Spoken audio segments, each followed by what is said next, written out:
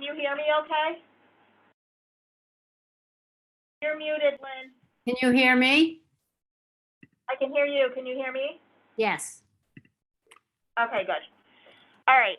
So real quickly before I let the other people in. Hold on, I can't hear you well. Hold on. Let me just do this and turn up the volume. Okay. Yes, really quickly. Okay, so we can't present the off warrant that Liz just gave you. Oh, We'll okay. present another off warrant for next time because there's two invoices. One is a deferred comp plus the DPI. So I think it's okay to let people know that it's coming, but let's just do it because nobody's seen it. I just emailed you the details, but nobody's Yeah, seen I it. saw it and I kind of panicked because I just saw it like at 7:28. Okay. So you want me All to go with the one that's in the packet? Just so Go you with know. the one that's in the Okay. Go with Okay. the one that's in the packet, and I can help with this, okay? Got it. Michael's Yeah. been in here all afternoon too. So I haven't had a chance, but give me a minute and let me. Okay, let just me so you log in. know, Let- the packet is missing page 2 of the warrant for Yeah. end of year. I updated it, so I'm gonna Oh. have to share it on my screen, and I sent it to people, but Yeah, it didn't, Yeah. I mean, you know, the key ones are in my report, but, okay. I mean, I spent some time trying to grasp it, but the problem is I'm a paper person and I'm not where I can have paper, so that's the hardest part. But we'll make it through. So is this the actual meeting and other people are coming in? yep, Michael, so there's other people this is the actual meeting, and other people are coming in. Okay. Got it. Hi, Michael. So what, and I'll email it. I will email this, and I'm gonna let other people in.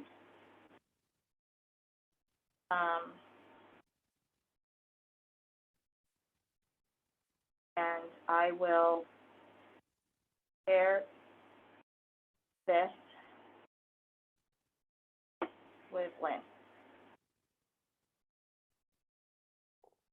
No, I'm just gonna have it up on the screen, okay? Okay. That's Yeah. gonna be easier, Okay. Yeah. okay? Sorry. Oh. Okay, can I let the other people in now? It's fine with me. Okay. Michael, I can't hear you. You're muted.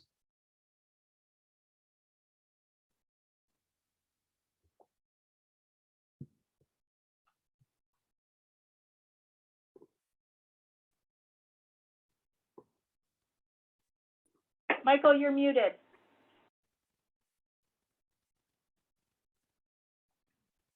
How about now? Oh, God, we can You're hear good you. now. Got it? Mhm. That'd be good to have me muted the whole meeting. It would go real fast. Actually, probably wouldn't. How are you, Michael? I'm okay. A little stressful here trying to get this working. I have a new iPad. I got the ear pods, my Oh, old microphone, my computer. I couldn't get anything to work today with Zoom. oh, gosh. So Jill and I think, boy, we spent close to, 45 minutes just doing it. And I just left the library 15 minutes ago. And I'm Wow. home. Sorry, I'm gathering all my stuff now. We're up. So Okay, we have, who do we have? Hey, guys. Hi, Tom. Hi, Tom. Hey. Good to be who's here. on the phone right now? 2171? There's 7 participants, it says here. Got Lynn, Michael, Hi. Amanda, Katie, Tom. Did somebody phone in? Yep, it's Tammy. Tammy? Okay. Yep. Um, Hi. Jill, can you set it so is that your setting so that we have the pictures of everybody? No, it's No, already around. top right, usually the top right, it lets you pick the view, a View. gallery view or a speaker view. The Oh, gallery is gallery. all the little boxes. That's it. Okay. So, Hey, Jill, Kenny, how I you think we feeling? have to be able to see you to be able to have you officially vote on anything. I'm feeling so much better, thank you. Oh, It thank was a- goodness. Gee, It was a long one, but wow. I'm so much better. Thank you guys for all your Yeah. flexibility. I did a lot of sleeping. Good. Oh, Excellent. that's good. So we got, Mary, Miss, and Shay, we don't have, right? we don't have Shay and Mary is missing. And Cammy is the phone. Okay, so let me know when you are ready. I will start going live. What time is it? It's time. Seven. It's time and we have 4 of us, so we can do business. Want me to take notes just to get them to Mary later? Yes, Mary asked if, she sent an email and asked if somebody would take notes till around 8 o'clock when she Okay. will show up. Got it. I'll take them. Thank you. Okay, and we're gonna change the order a little bit today. Because we knew Mary was gonna be late.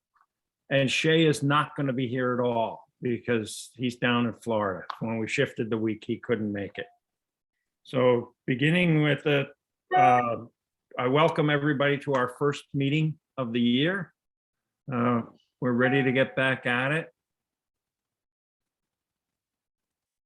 Liz just sent something. I don't know what that is. Huh?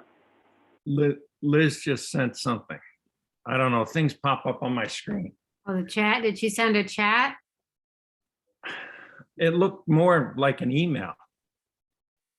Oh, it's okay. It's okay. It's for Harlan. Lynn. It's page 2. Okay. All right. All right. So I'm gonna Public pull up- comment. I don't see any public here. Do we know if we have any? I do not have any public comment that was submitted to me. Okay. So then the next item on the agenda is the oath of office for Katie and Amanda. Yep. And do we have an oath that we can read? We should do it. You. We should do it here now. And then everybody needs to sign it. I think Amanda, you already signed it electronically, right? Yeah, I did that earlier today. And I think I signed Katie's, but I haven't signed yours yet. But Jill, I'm gonna count on you if you have the document. So we'll start with Katie for her 4-year term. Second here, and I will pull that up.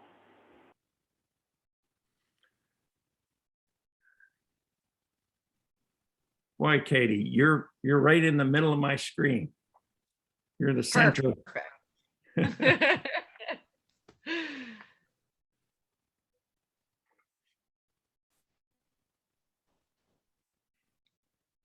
Jill, why don't you, Can you see my screen yet? no, why not, if you want, why don't you just read it? Right here. Okay. There it is.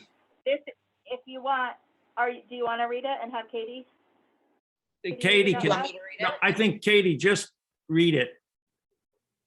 Okay.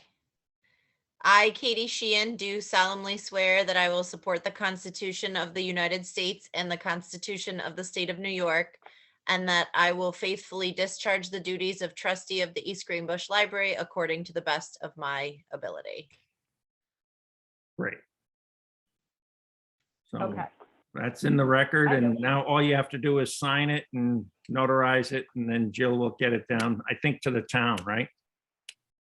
Yep, we'll bring it to the town. Okay, And now we have one more. for Amanda. Have Amanda. And I will pull that up real quick.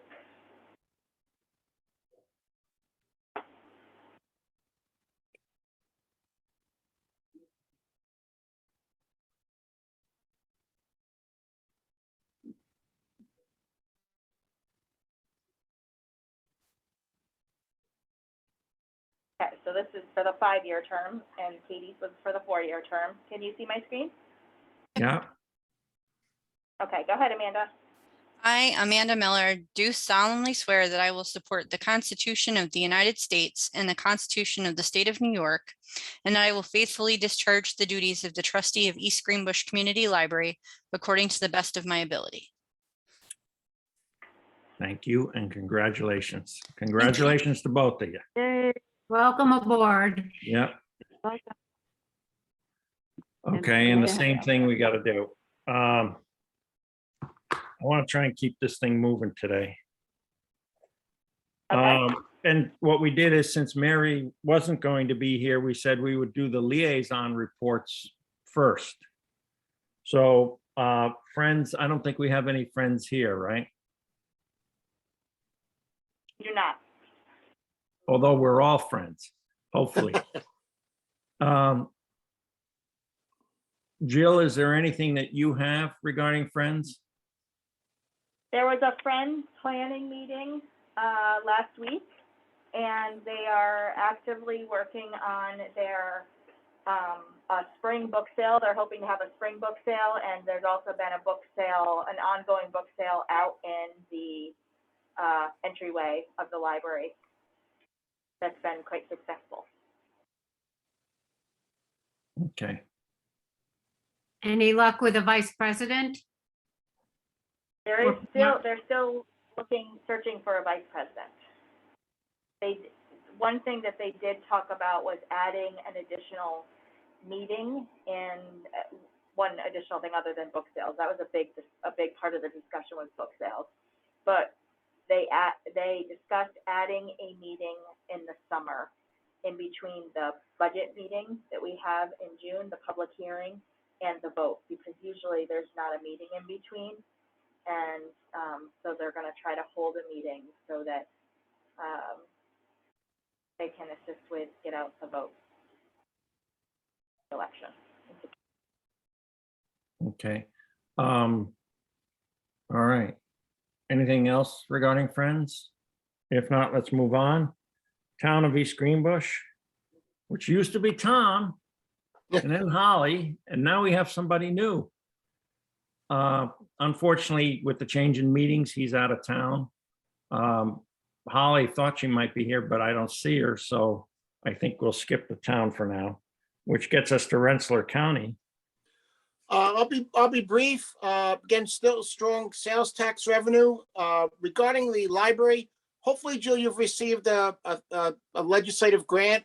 Did you get that already, or is it in the mail? Or Yeah, thank you very much, and I believe we reported that last month. oh, okay, good. I missed Got it last in one. the mail. Sorry. It's great. We got the check. All right. We received the information. Thank you so much. Good. That'll be it for me then. Thank you. Okay, great. And Cammie, if you can hear us, Upper Hudson, anything? Upper Hudson, you sent an email a little while ago, but why don't you repeat it for everybody?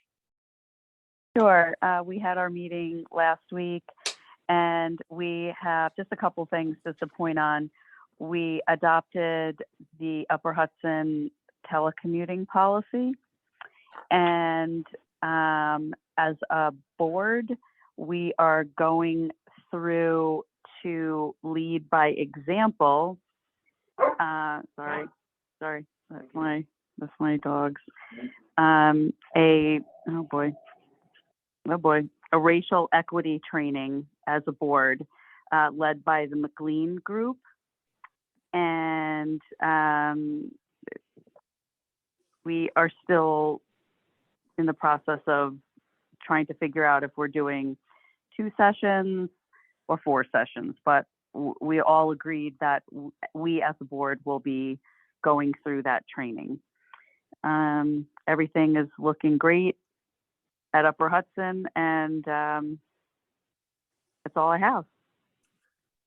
Okay, now, Cammie, I Mhm. really hope and trust that you don't have to go through the whole thing twice.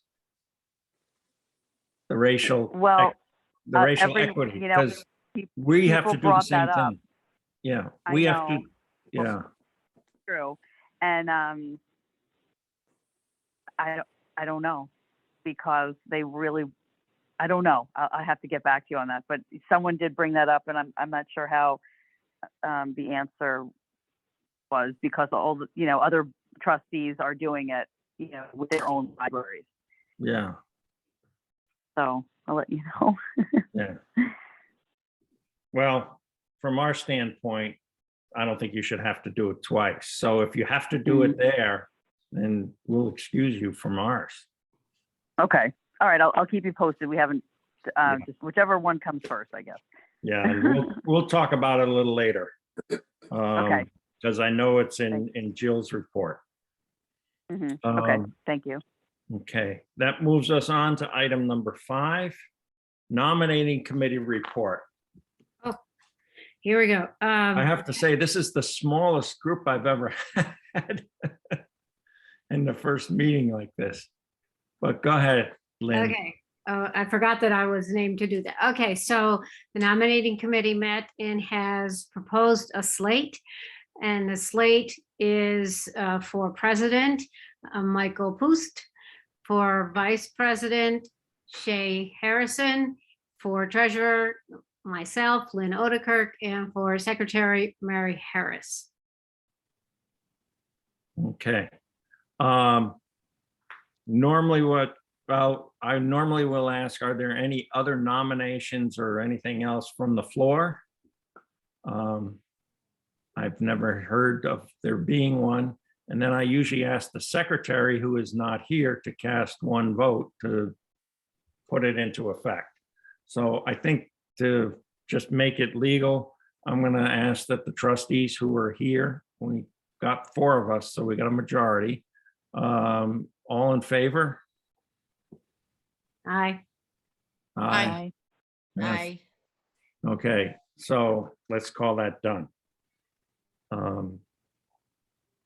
The next item is committee appointments, which we already started and we've already actually met to some extent. So the admin committee is going to be chaired by Amanda with Lynn and Mary on it.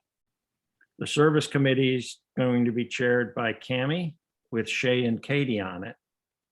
Lynn will chair, as traditionally is the case, the budget committee. And that's one we usually open. Anybody who is interested can be on it. And that varies. Sometimes people are very interested or want to put the time in, some other times not. And then we started the compensation study.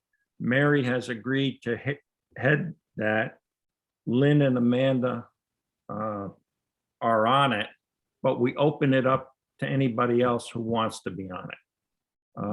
As any special committee, we normally do not restrict how many people are on it or anything like that. That's just the interest we already know. And Mary has been started on that. When does that committee meet? We were going to meet last week and that had to be postponed, so we don't have it set yet. But the goal of that study is to get that study done in time for budgeting, which is budgeting begins roughly, I'd say mid-March or so. So we've got it, it's going to move fairly quickly. And it's going to cover both compensation.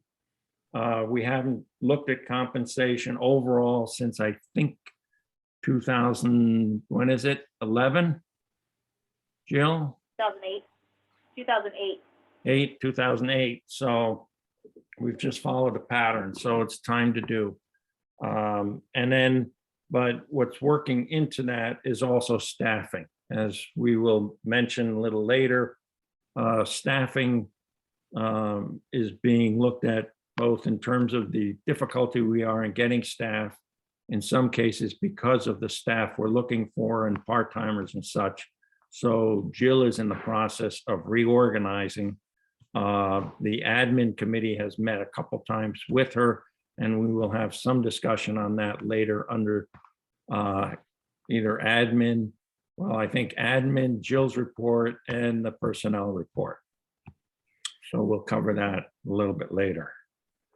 So just so the new folks, so the comp committee will meet until March, and then the budget committee will Begin- start meeting in March. So if timing matters to you, that's kind of, and the budget committee kind of completes their work by the end of June. Because Yes. we usually report to the board, the preliminary budget in June, In June, at the June meeting. the June meeting. So each committee is like a couple of months long of those ad hoc committees. Okay. That covers what I have for committees. Anybody else have anything to add at this time? If not, let's go on. The annual organizational paperwork. Bank signature cards, we're gonna have to go in and sign those at the library. Jill, you have those now, right? Yep, I And- have them, so And for the new you'll people, see- the only new well, we don't officer need we, everybody on the bank. It's only the officers, so It's- we I only, was gonna say. everybody needs to sign it, and, the four and I'll officers. follow up with Shay. I'll follow up with Shay because we need Shay's license. The bank already has licenses for the repeating officers, but you just need to sign again for the year. So that's something that you can come in this week for. And I'll let you- I won't be back in town till the 2nd of February. That's okay. You can sign it when you return.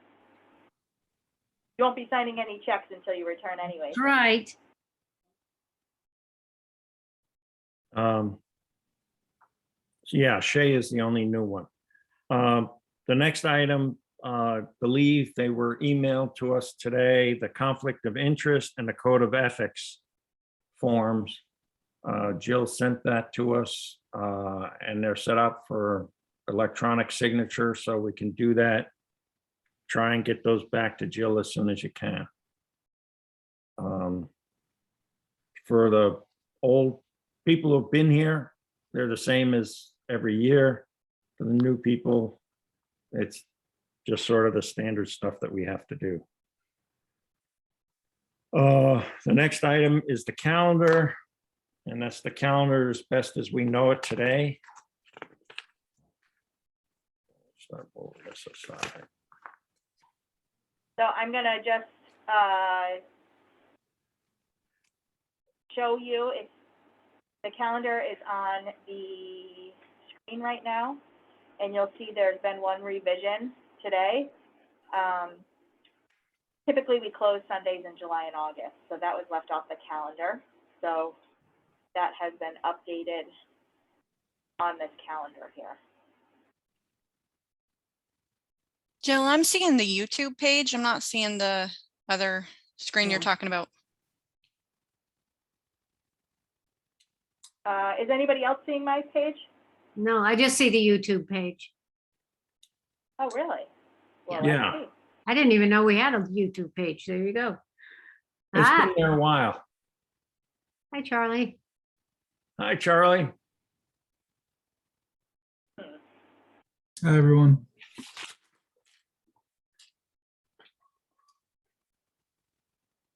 Can you see my screen share Now, now? yes, yes. Oh, I'm sorry. I thought I had the agenda up the entire time. Okay, well, No. here's the calendar.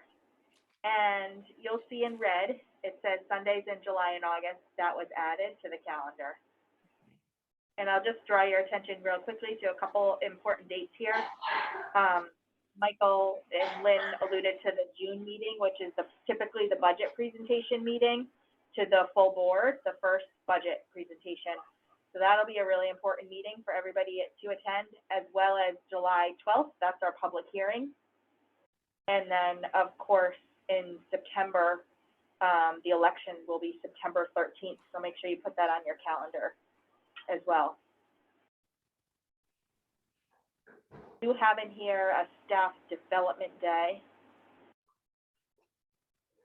Thursday, March 31st, for a library closure.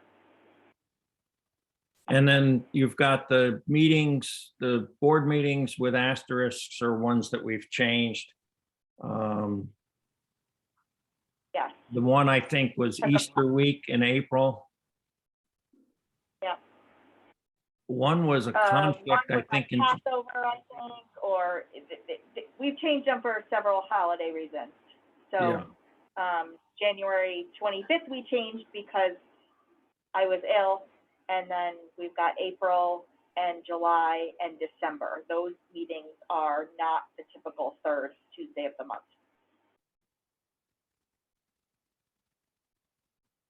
And then right now, this is the tentative committee schedule. This is subject to change.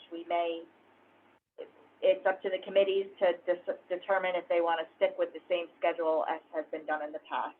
But Yeah. for right now, till the first committee meeting, official committee meeting of the year, you guys can change that as you wish. Yeah, and that should be on the agenda.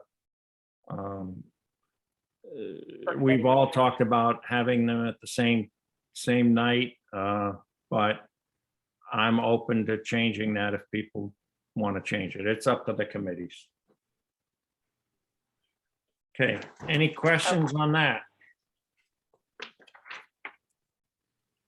And then there's a board contact list, Okay, yeah. which Jill updated now to put the new East Greenbush Library emails on there for us. Ah, Yep, so I revised it. I made a note here and read that I removed all the personal emails and added library emails. Since everybody has a library email, thank you, Carrie, for putting that together. And there is also a list right now, trustee distribution email list. So if you want to email everybody at once, you could just email trustees@eglib.org. Just a quick note here to bring to your attention. This is not a typo. Your email, the trustee emails are eglib.org, and my email and staff emails are eglibrary.org. And there's a reason for that we don't need to get into, but there's no typo there. But the trustee list, distribution list will go to all of us. And this is also tied to the Teams component that we will discuss at another time. Jill, Yep. Yes. I do not have a landline, so that home number, you won't get me. Just use my cell. Okay, so we will delete that landline.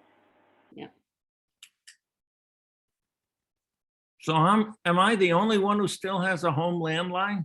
It must be. No, I have one, but I'm actually getting rid of it, which is the number you have. So while you're changing it, I'll give you my cell. It's 518 506 4282. Michael, I've kept mine also because I don't want to miss any of those auto warranty calls. Yeah, I know. Well, our fire alarm and alarm system is hooked to it. Mm. And Jill, where are the documents that you had mentioned that we need to sign? Are those electronic signatures like in this email address, or are those physical documents that we should sign when we come to the library? There should be waiting in your email a link from Adobe. So it's an Adobe link that will, it allows digital signatures. So you'll see it coming through that. What did it look like on your end, Michael, when you opened it? what happened was I had the email from you and it said something about, I'll just say Katie Sheehan oath of office. I clicked on that and then it went to like an Adobe PDF page. I had to agree to some terms at the bottom and then I could scroll and it said begin signature process. And then it popped up and you could do through one DocuSign thing, or you could go through Adobe, and there on the one that I did have the option to scribble a signature on it. The other one that were the two documents that we had to sign, the ethics and the other one, I haven't been able to get that one to work yet.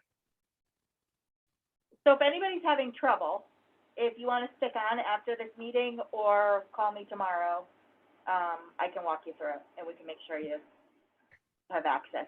The Adobe one will be coming through my personal email, jdugetshughes@gmail. So if you have safe senders, you may need to add that as a safe sender. But anything from Adobe is coming from Gmail. Okay? But we But can it talk did about come, that it after. did come to the East Greenbush Library email. Yeah. Right, it should come in through your East Greenbush Library email. Yeah. Can we move on? Okay, does anybody have anything else for the beginning of the year? Paperwork, questions, anything like that? And Katie, feel free to chime in with questions anytime you run across anything that you don't understand, think of, or so on. Okay, I let's do move have on. one question that's not related to anything right now, but Okay, the terms warrant and off warrant are tossed around and I Yep. don't have a comprehensive understanding, and I Googled it and it just kept talking about like arrest warrants. So if someone could explain that Okay. to me, it would be much appreciated.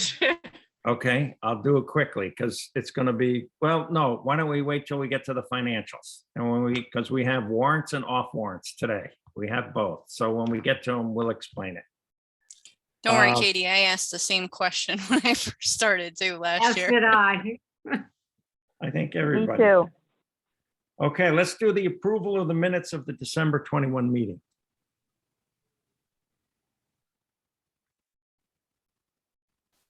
Everybody get a chance to read them? I did.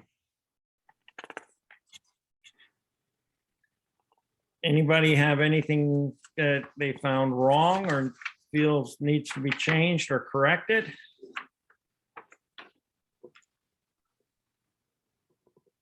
If not, I'll entertain a motion to approve the minutes as submitted.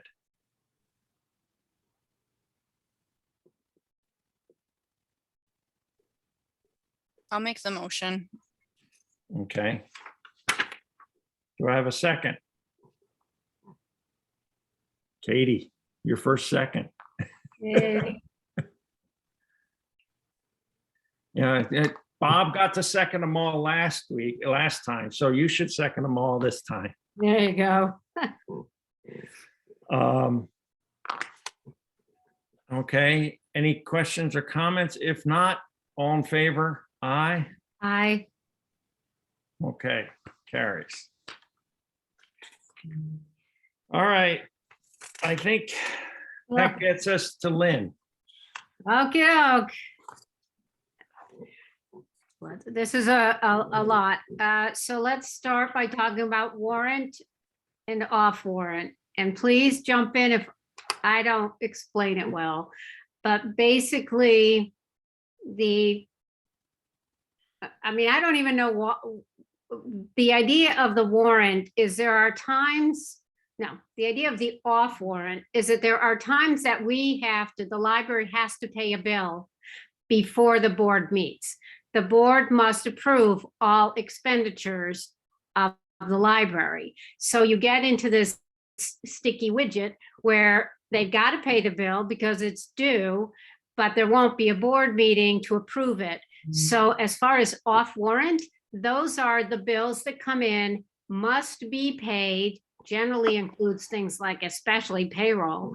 And so we authorize the library with the approval of the treasurer, like I sign them or an officer signs them, to make that expenditure. And then the board reviews that at the following meeting. And those would be off warrant because we've already paid it. The check has already gone in. Hi, Mary. So that is an off warrant expense. For the most part, our goal is that most bills would be approved by the board before they're paid. Those are warrant expenses. So what you'll see when we meet in person again is that there will be a big stack of checks with attachments of invoices and supporting material for that. And after the board approves those expenses called warrant, then the treasurer or president and officer will sign them and we'll get those checks in the mail. But anything that has to be paid before we meet, we pay and we put on what we call an off warrant. Do you have something to add, Michael or Jill? Not unless there's some questions. Katie, does that The make term sense? warrant, I think, is something that comes out of government legalese. Yeah, it may well. So my only question would be, and I imagine this would probably never happen, but let's say there was an off warrant that you authorized and then the board decides that we're not supportive of it.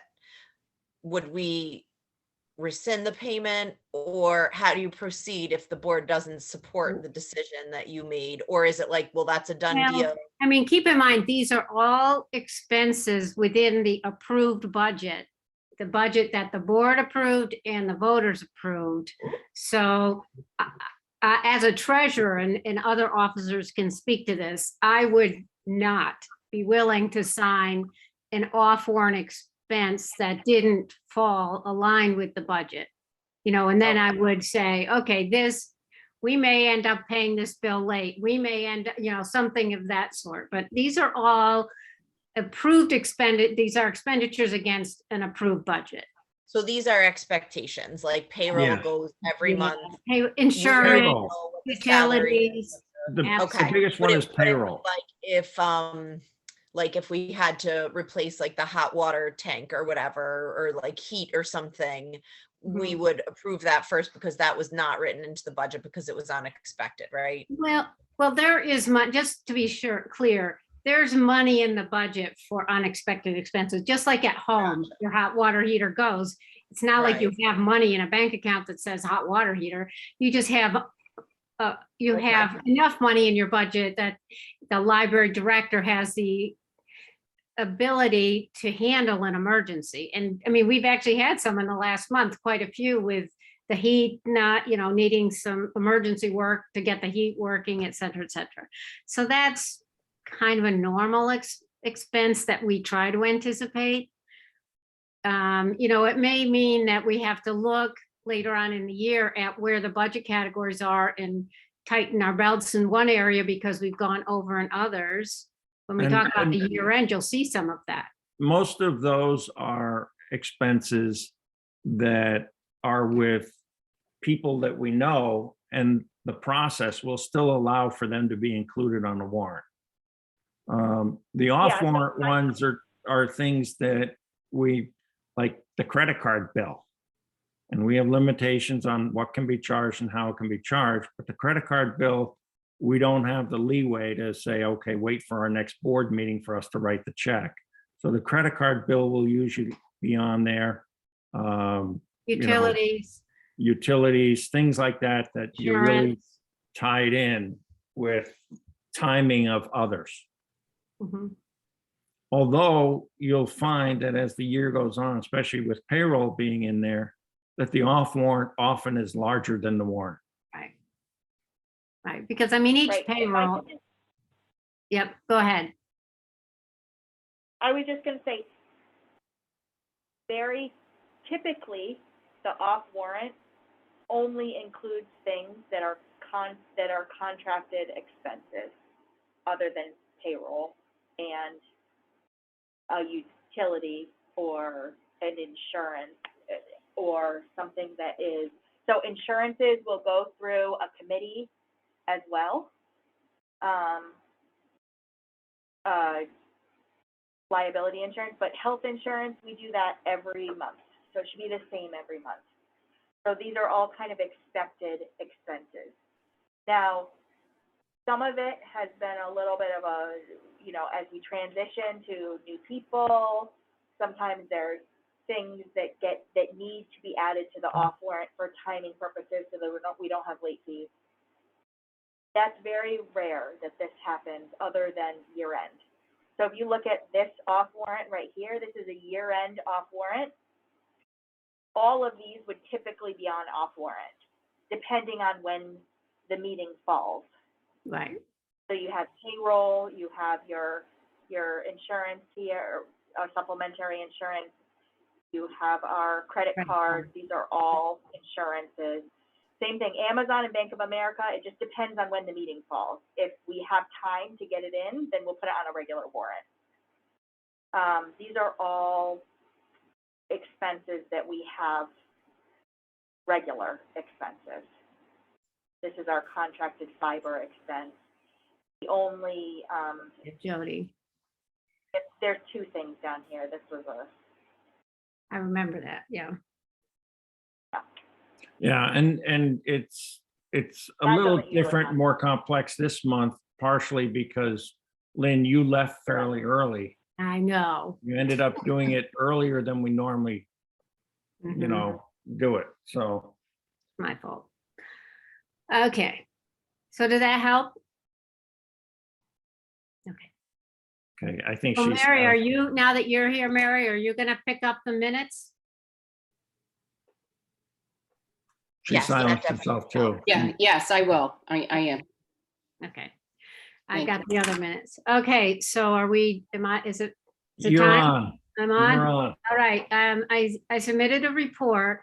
So this year, this month, we are reporting on two things. Year end through January 31st of 2021, because the library operates on a calendar fiscal year. And then we have a 2-week period from the 1st of January to the 12th of January. Just especially for those who are newer, this is not the final for the year because it's just too fluid at this point in time to give you a final, but it's a good approximation of our income and expenditures at the end of the year, but we'll have tighter numbers in the months to come. Okay, so let's begin by talking about year end 2021. There were two categories, the off warrant expenses and the warrant. And this in front of, on the screen, Jill has put up the off warrant. And these are the payroll, the last payroll of the year, which is the 26th payroll of the year. Plus, as she's already gone through, several of things are insurance, a few utilities, a couple of credit cards, things of that sort. The one thing that's not here, that's incorrect in my report, and so Jill, I guess I'll submit a revised report, or Mary, because it does not include the back payment of the missed August deferred comp payment. So just so you know. So the total for this is $63,972.61. Does anybody have any questions about this year end, which is basically from mid-December through the end of December? Lynn, can you just clarify? So is the total including the deferred comp? It includes the 20 payroll number 26 deferred comp. Yes, it includes one deferred comp right up there, 950.70. But the one in August, this is not in here. So it's missing that one. So the total is going, the total. No, just take it off. It's an incorrect. I'll talk to Jill You'll get a about it, new but off warrant.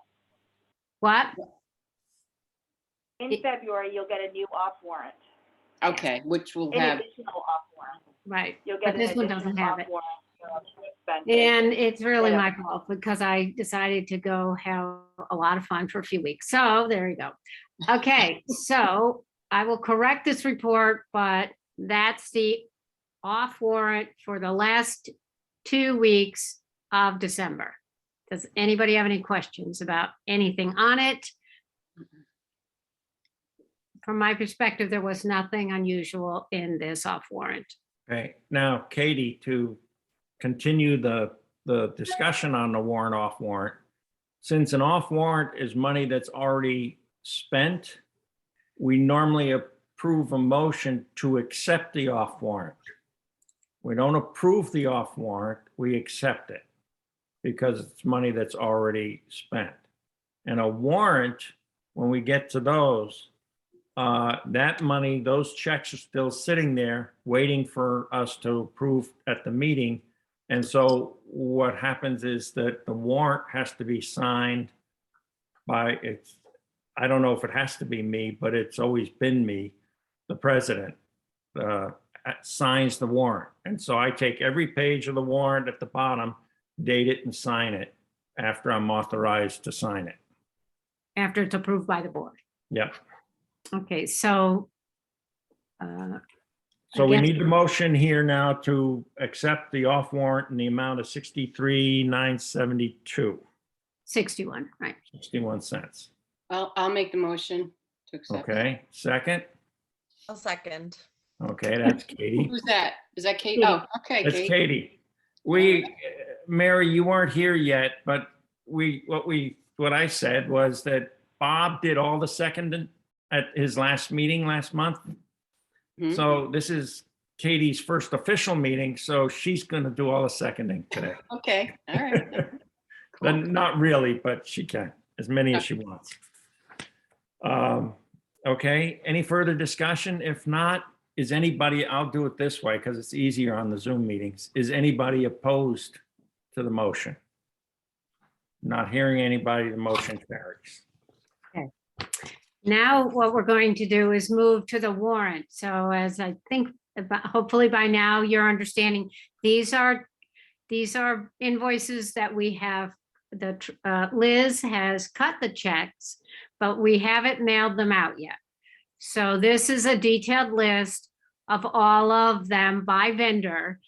And when you get the report, it's got a fairly detailed list and then a total by vendor. And when there's anything that I think is not clear or very large, I try to explain it in my report. So for example, in this one, under the C's, the Kamali, go further down a little bit, there was a $1,633 check cut, and that's for the electrical wiring for the HER conference room, part of our construction grant.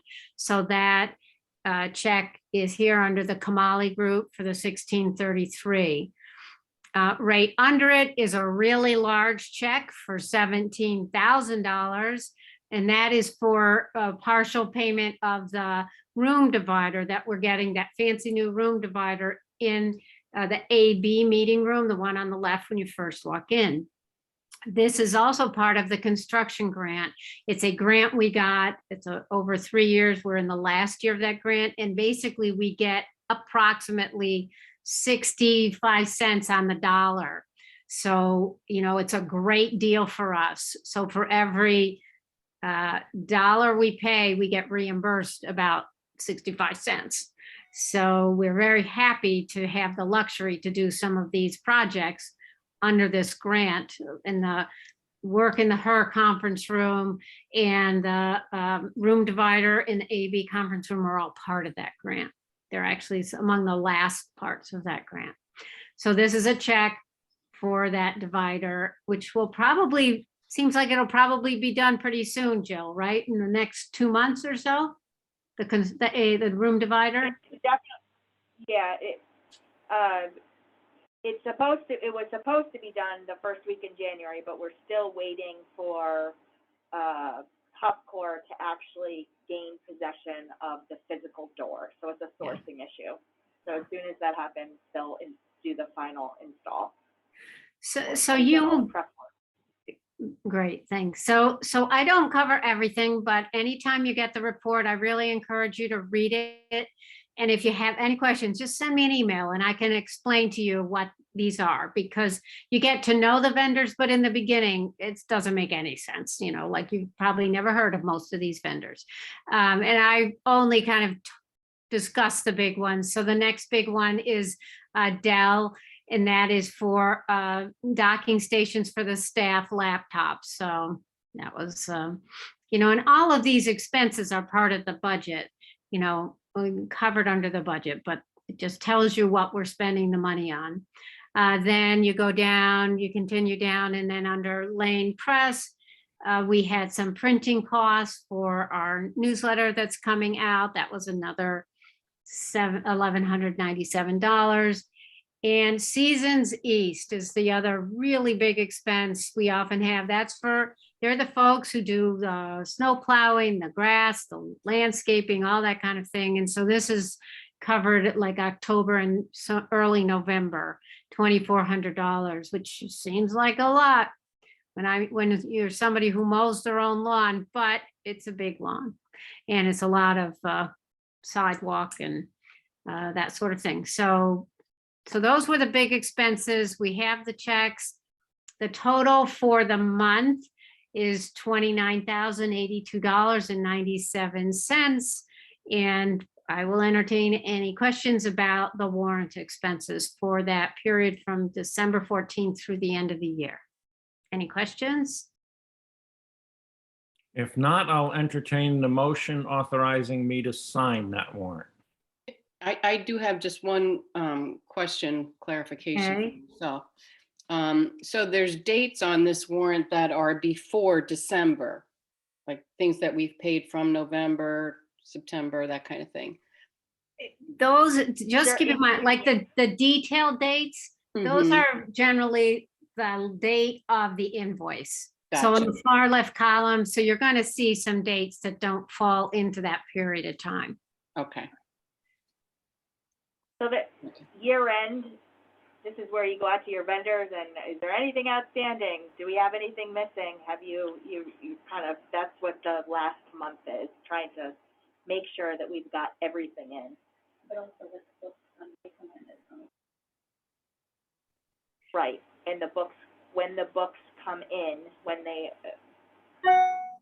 items are ordered. So books is a huge part of our collection, our materials, all formats.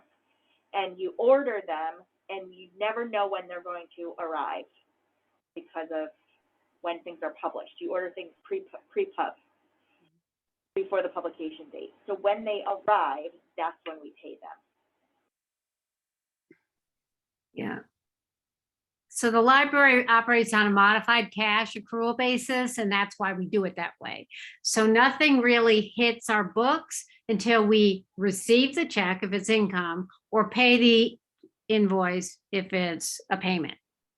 That's modified cash accrual system. Okay. Any other questions? And can I have the motion authorizing me to sign this warrant? I'll make it. Okay, Mary, second? I'll second. Okay, Katie. Any further questions or discussion? If not, is anybody opposed? Not hearing anybody, motion carries. Okay, now we go to the Year-end financials. year-end financials. So this is the profit and loss. The profit and loss with 100% of the year over. As I said to you, it's not the final, but it's pretty darn close to the final. So I tried to summarize. I'm not really planning to go line by line through it. We received at the year end, our total income was 9,000. Whoa. Hold on. It's okay. $9,994.77 under budget. So we came pretty close to all the income that we had anticipated. We were helped tremendously. Thank you, Tom, from the unbudgeted income grant, the grant from Rensselaer County, and the some unanticipated CARES Act funding and LLSA, which is library funding. So we got a little extra bonus there that helped make up for the loss. We didn't have any income from friends this year. We had very low interest income and quite low fines and fees income. But still, all in all, we were less than 10,000 under budget for income. Okay, so any questions on that? Okay. Our expenses were also under budget, which is terrific. We were at 95.6% of the budget at the end of the year. We're moving around a little bit, but I know Jill will get there. So we finished below budget in all categories except the Neislers, which was that specific thing I'll talk about later. You know, some were very far under budget, like in the range, and some were really just a little bit under budget in the 90% range. But really in every category, we were under budget in the major categories. Some specific lines were a bit over, except personnel. Personnel, we ended up about 146,000 over budget, in large part because we paid that Nicelers last month. We prepaid our 2022 payment to save some money. So that was 167,000, put us 146,000 over budget in that category, but still all in all, we were under budget for the year. We finished the year with a net income of $80,795.84. So that money, which I said is not totally final yet, but it'll be in that ballpark. We will move that money into capital and operating reserves later in the year. We have a current balance of around 600,000 in reserve. So this will add to that, put us in an even better position for next year. So any questions on that? What this does not show is that we had anticipated putting 200,000 into reserves. Right. And, but we did make the conscious decision to save some money and make that Nicelers payment. So that's 167, we're only 30 some odd thousand shy of doing the 200,000 that we had planned. Mhm. And Right. so, but being 80 under, so that gets us close to 100. Yeah, so all in all, feels like, it was nice to have the luxury to be able to get back on a good footing with this Nicelers payment. And we agreed that that was really a good thing to do, which it is true. It means that we will have less than that 204,000 that we had budgeted to go into capital reserve, but we felt it was the right thing. Any questions on that? Hold on a second.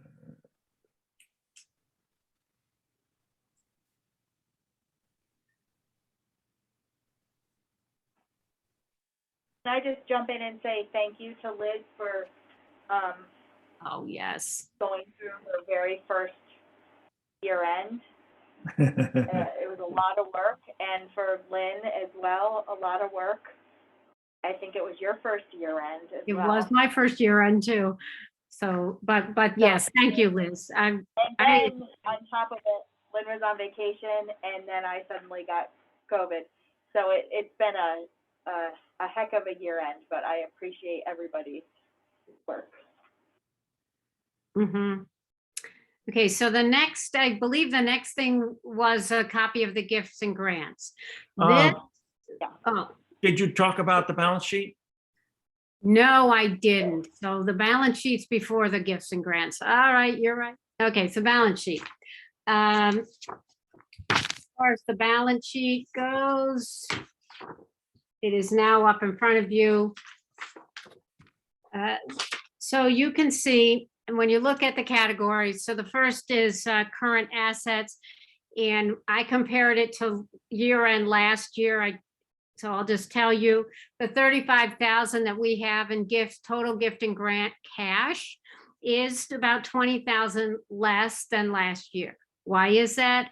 We did not get any income from the Friends at all this year. We really made a conscious decision that because they were unable to have book sales and really earn any significant money, we wanted to make sure we were in the position, and we decided not to ask them for any grant income. So, so that account is down for sure about $20,000 in large measure because we really had no income from the Friends during the year. We typically have about 30,000 in grants from the Friends each year. So that gives you a ballpark on that.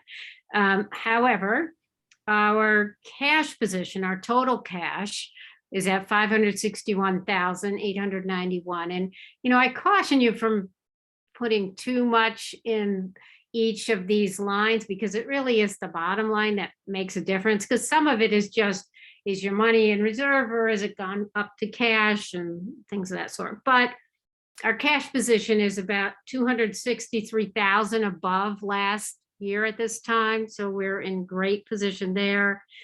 And our total reserve is up about 54,000, which is, we made a $68,000 deposit from our overage from last year into the reserve funds. And, we end the year at about 55,000 over. So, it feels like we're in pretty good position with our assets. Our total current assets year end at 1.19 million are up 300,000 over last year.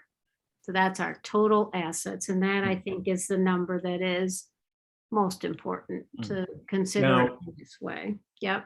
For the new people, you say, well, why is there $561,000 worth of cash there? We legally operate on a calendar year basis for our fiscal year. But in an operating sense, that really shifts by 2 months. And we now have, our money doesn't come until the end of February. So we have to continue operating between the end of the year and February. And so that's what a good portion of that cash is there for. Right. See, Is there, I think we touched on this at the end of the last meeting, but is there a certain amount that is ideal to carry over, or like legal or illegal? Like, is there a certain range that you want to be in? There's nothing over into the next. Yeah, there's nothing legal or illegal. It's not quantified. I know in the school district, there is a limitation on it, but there is not for us. What we have is what we did is we dug into our reserves the last few years before the bond payment, final bond payment was made, so that we could keep the library on a good footing with relatively small tax increases, staying well within the tax cap. What we're trying to do is pay some of that back. And part of it is our building is now 20 years old. We've paid it off, but we are looking at some significant expenses that are coming up in the next few years. So is there any disadvantage to having a high rollover?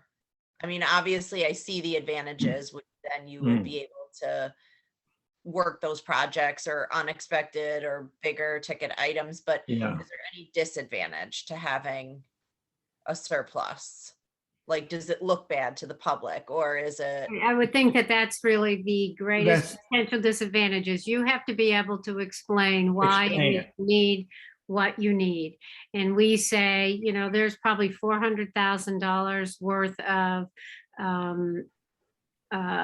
building work that's pending, roof, skin, all this kind of work. And, you just have to have that set aside for that day. It's not that far off. We have to replace the roof, but you do have to be able to justify it. When you ask your public to support an increase in budget, then you have to be able to explain why it is you have all this money in a reserve fund.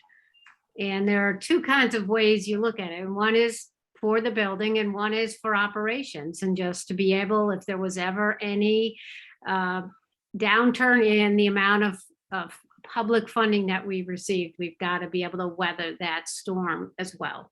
And that would be the other reason. And the big question that we have is, we have a $300,000 right now. It's a little over $320,000 coming from Skodak. That is year to year. We don't know what's going to happen. Try to work the relationship, keep it going, but conceivably, in a very legal sense, they could just say, okay, our official library is Castleton, and so we're not going to give you anything anymore. And, you know, there'd be some back and forth or such, but technically they could do that. And then we'd have to figure out how we're going to weather that. And part of the operation was, what's that? Somebody said something. I was gonna say a big thing that is we own the road. We own Community Way along with Yes. Hawthorne Ridge and the Needs to be YMCA. repaved, So- and that's going to be $100,000 bill for us easily. Mhm. So our goal, when we retired the bond, was to boost our reserve fund up into the $800,000 range, and that would be a level at which we felt comfortable that we could weather these big building expenditures, capital expenditures, as well as any operating disruption. And so we're getting closer, you know, like this next year, we're closing in on 700,000. And that was really our goal, is to get it up to about, so we're not looking to just keep building it and building it. We're looking to build it to a point that we feel we're in good shape to handle what might come our way. That makes sense? We're also self-insured. We're also self-insured for unemployment. Mhm. Right, so that would be an unexpected operating expense for sure. Which was always a no-brainer until COVID hit. Yeah, I mean, I can probably count on one hand when we paid unemployment. People we paid unemployment for, but that was a factor in our decision not to lay anybody off and keep going, because we would have paid the unemployment. mhm. Okay, anything else on the year-end financials? If not, I'll entertain a motion to approve the year-end financials as presented. Michael, did you want to go through the gift and grants first? I'll make the motion. Okay, yeah, I was gonna do that separately, but why don't we just add it in here? And then we'll do one motion. Yeah. Okay. So the gift and grant, which you got, so this one, Katie, you thought that you wondered about warrant and off warrant. Okay, here's gift and grant. The library receives gifts and grants. They come from the Friends, they come from individual people. Some are restricted, some are not. They are managed outside of the typical warrant and off warrant. However, the board still must approve those expenditures. So what we have here is our annual 12-month, all of the expenses that were made through the gift and grant. So basically, it's an entirely separate accounting of each of those expenditures. So any expenditure from the Friends, any expenditure, we have restricted gifts, unrestricted gifts, memorials, special events. So basically, all of those categories are included here. For last year, the total of all of this gift and grant spending was $26,866.07. And so we're seeking, once again, this would be to accept this report of expenditures, because these expenditures have already been made. But we're just. So we should do it in two motions. Yeah, I think so. So it seems like it should be a separate motion to Yeah, accept. so let's finish the discussion on this if anything else we need to do, and then we'll just do two quick motions.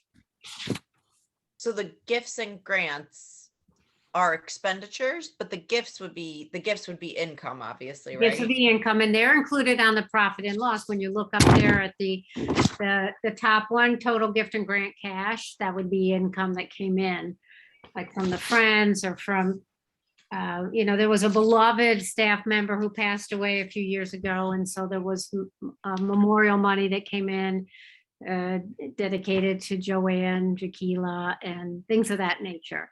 So Is this money earmarked to be spent for certain things, or can it be spent in any way? that Yes we and no. Not most of it is like Friends grants are all restricted. It tells you what it's for. The Friends say, the library says, you know, we'd really like $1,000 to run our summer reading program for youth.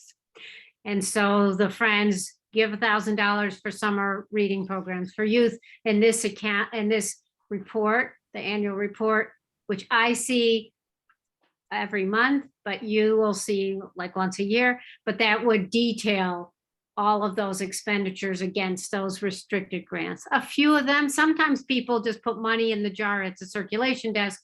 There's no restriction, but the library keeps track of that. But that's not the most of, I would say, wouldn't you agree, Jill? Most of the gift and grant is restricted.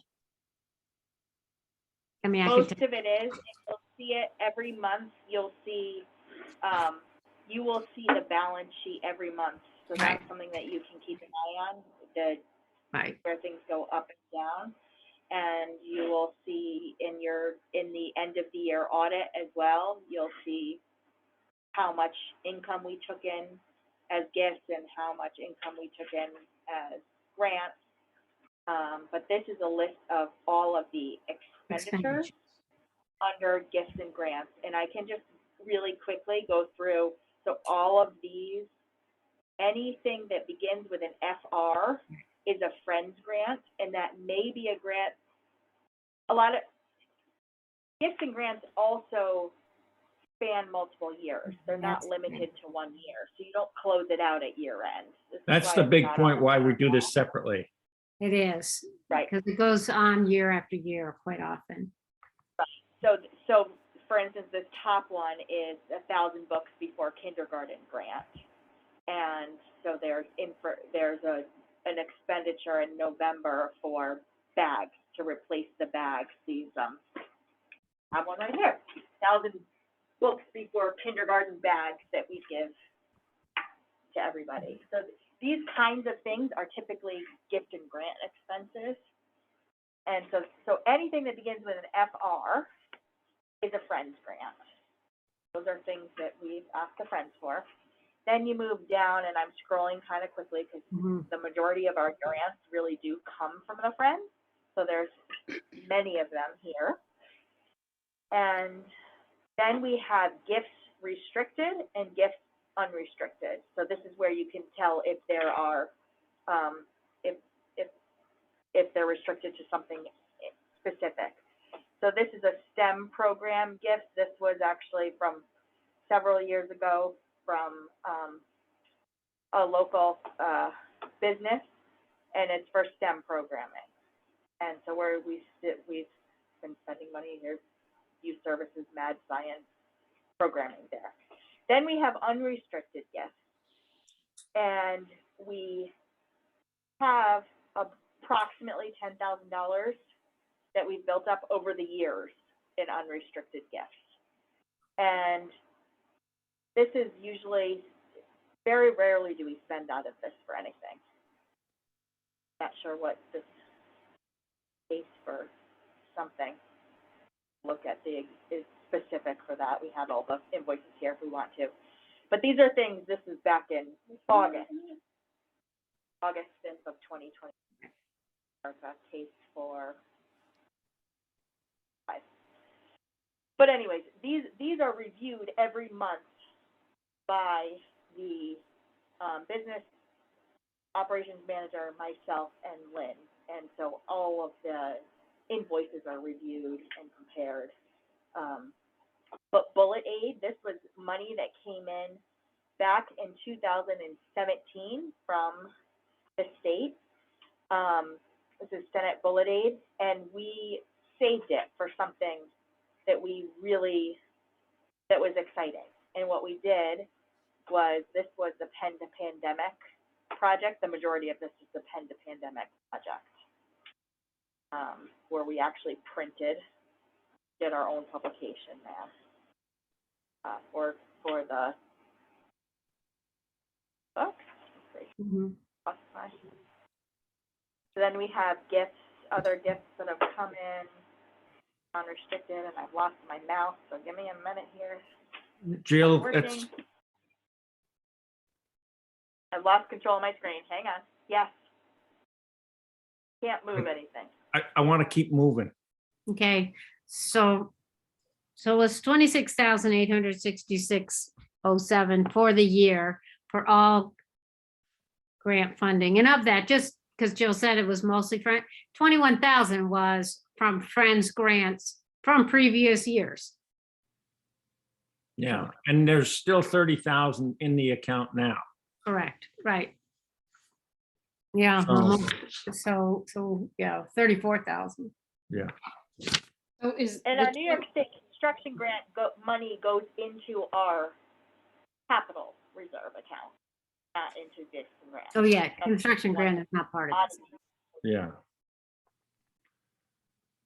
Okay, so first, I'll take a motion to accept this gift and grant report.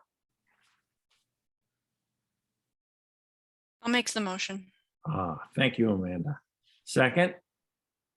I'll second. Okay. Wait, that's for Anybody- the gift and grant, right? Yeah, This is the accepting the gift and grant. in the amount of 26,866.07. Does it say, like you said, what was still left? So I see what we're That's accepting.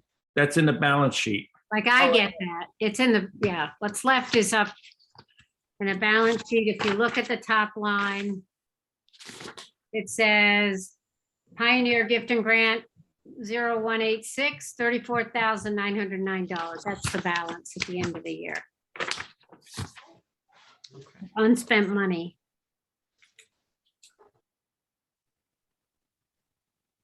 Okay. There it is.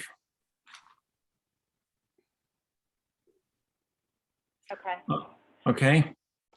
Anybody opposed? No. Motion carries. Then we still have to accept the year-end financials.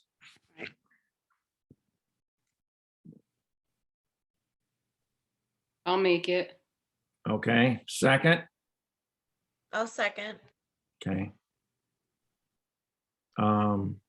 Any further discussion on the year-end financials? If not, is anybody opposed? Not hearing anybody, motion carries. All right. You're not done yet. Okay, these are much quicker.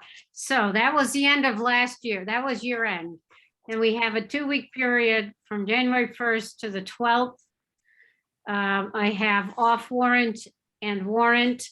Does anybody have any questions on the off warrant? Was 1 payroll, 1 deferred comp, and insurance payments, basically. Totaled 48,213.23. Just so you know, Katie, a payroll is usually around payroll plus the payroll costs are around 43,000 every 2 weeks. So the off warrant is much influenced by that. Okay. I'll take a motion to accept the off warrant.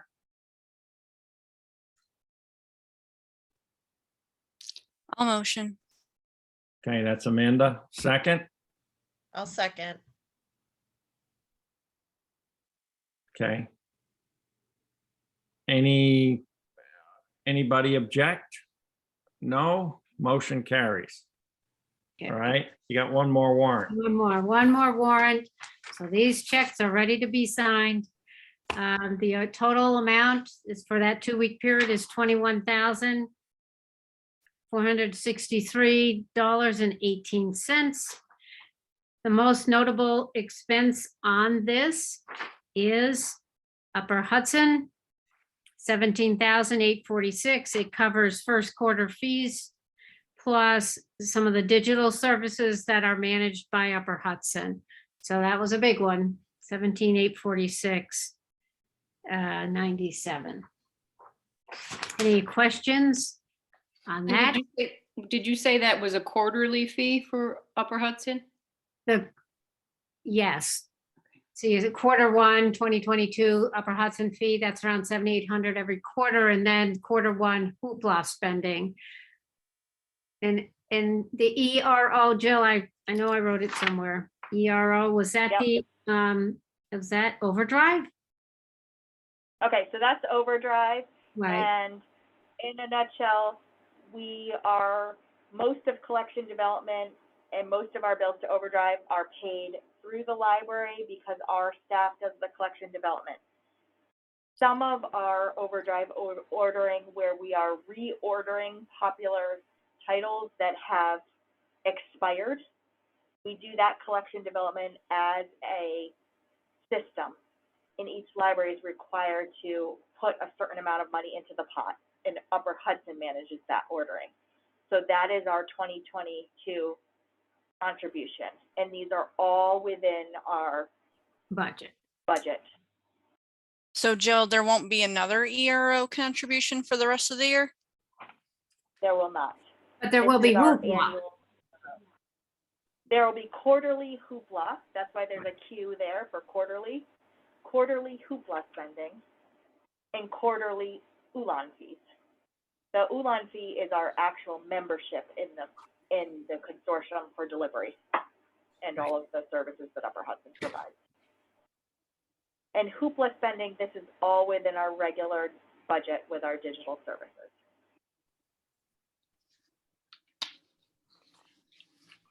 Any questions Okay, on I have that? one thing. Yep. If I could just draw your attention to something, and again, this is something that Lynn hasn't seen. Okay, There are some deferred comp. okay, in so this is here. what, okay, So this deferred comp, $949.94, mhm, is also on the off warrant. So we're going to actually, I have the warrant, we ran it today without the deferred comp. However, you don't have it in front of you. So the Mhm. amount is going to be $20,513.24 because on your end, cross out the deferred comp. okay. And change the number at the bottom, On which, And change on, the number at the bottom. On the Michael warrant. knows Warrant? today. on the warrant. And the On the- warrant, so the warrant will be $20,513.24. That's correct. Correct. Okay, that's what I actually had, so that makes more sense to Right. me. Thank you. Right.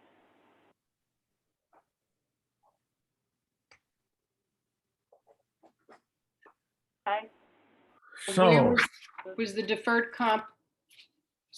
Where is that on the warrant?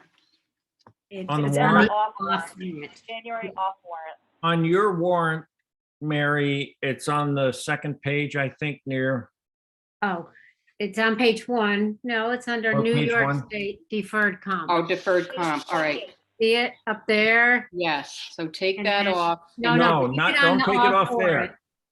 Keep it on off warrant, take it off the warrant. Yes. oh, All right. It's I on got- page yeah. 1 of the warrant, 2/3 of the way down the page. Right, I see it on the warrant, and so it's gonna be on the off warrant. yeah, so you cross that one out.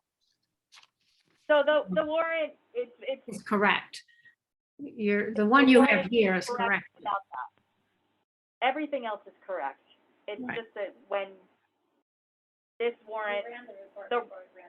Yes, thank you. We ran the report before we ran the check, and once we ran the check, we took it out and put it on the off warrant because we needed to pay that check. So it's an off warrant expense. Okay. And the wrong report was put into the packet. So Lynn actually has the correct report, but Yeah, I was gonna say mine was correct, but when I saw yours, I said, oh, okay. What page is the off warrant report? I'm not seeing that. page anywhere. 28. Right, so page 28. Page 28 at top right corner. Okay. So That it's- one it's- stays. That's staying, okay. Yep. And so that total, That off- 48, That total is correct. That okay, is right. So And you've it's already the approved warrant. All right, so the And warrant is so gonna- I need to be authorized to sign the warrant in the amount of $20,513.24. as corrected.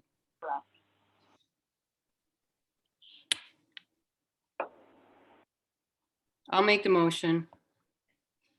Okay, second, I'll second. Katie, okay. Any further discussion? If not, anybody opposed? If not, motion carries.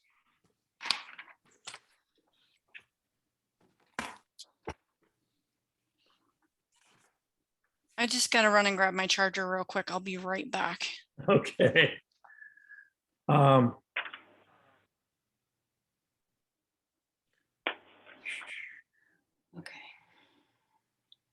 The year being only a little bit over, I don't think, you didn't run financials, did you?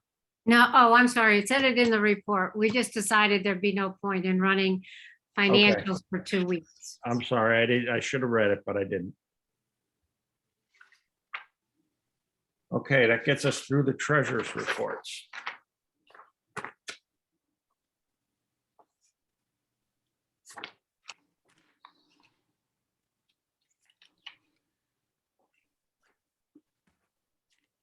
Okay.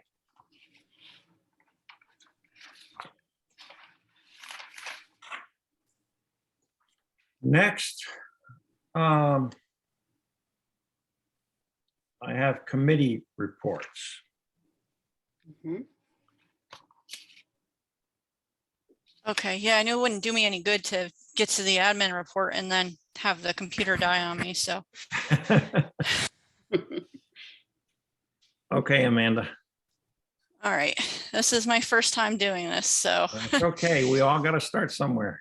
It's true, it's true. Okay, so we met a couple times at the beginning of the year, beginning of January, talked about the strategic plan, which was supposed to be started, I believe, this year, or at least maybe late last year, but we're gonna draw it out to 2022 and 2023, mostly because of COVID, but also like we really don't have, Jill doesn't have the staff power for it, and we don't really have, we have a lot of other things that are a little bit more time consuming and things like that that we're going to work on, as you'll see.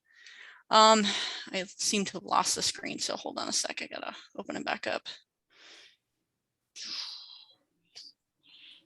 Remember my own meeting notes, so. Let's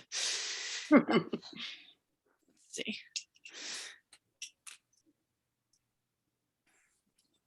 Sec. I miss my 2 screens at work.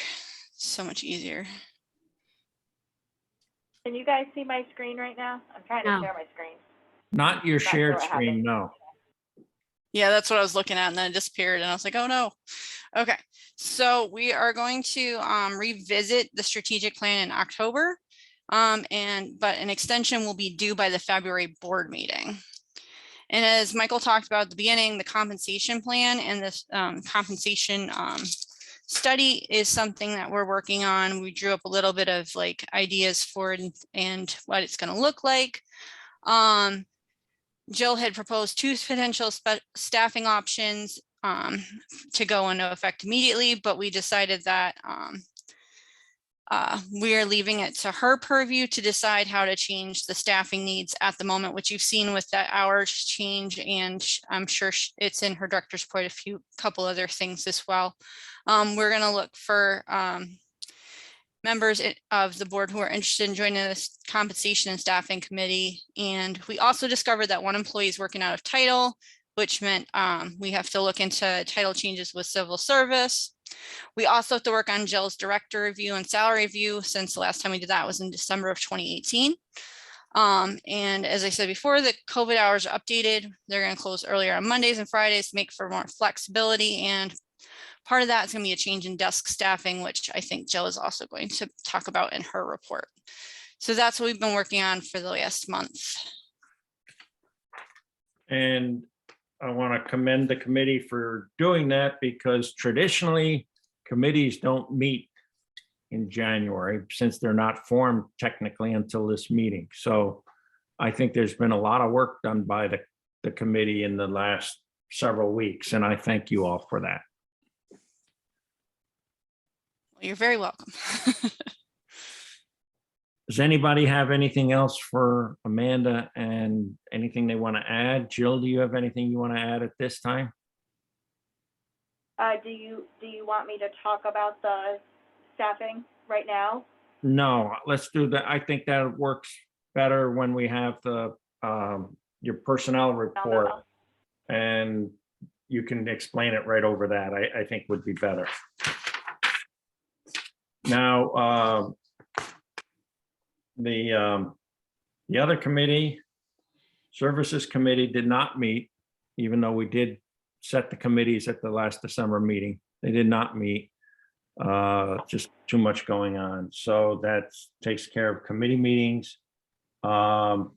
Next thing I have then moves on to Jill, the director's report. Okay, so the first thing that I want to draw your attention to is that winter reading began on January 10th. So if you haven't signed up yet, please sign up. We have winter reading going on for all ages. Our theme is 22 for 22, and this is for adults, teens, youth, and we also have a winter reading challenge for staff. And the challenge runs from January 10th to February 27th. What's been happening this month? There's a lot of stuff in my report. I'm not going to go through it all, but big things are year-end, all of our year-end budget work, prepping for 2022, organizing everything, creating all of our templates, working on setting up the new budget. Liz, we're transitioning to QuickBooks Online. That will happen sometime, hopefully this fall. At QuickBooks Desktop is out of date. It's no longer,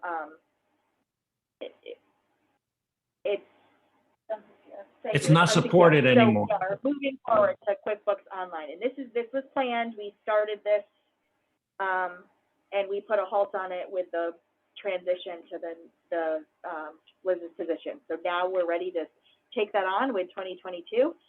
So we're prepping for that. We've been doing a lot of internal staffing planning work, which I'll talk about in a little while, and planning out 2022.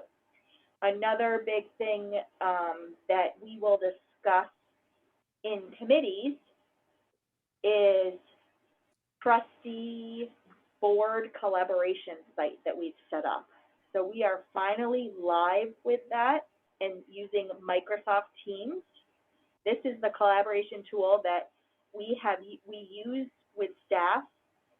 We use it now heavily, but we went full force into it the minute we shut down with COVID, and it was very helpful. There's a lot of remote collaboration that happens, and using your new board emails, you now have access to this Teams site.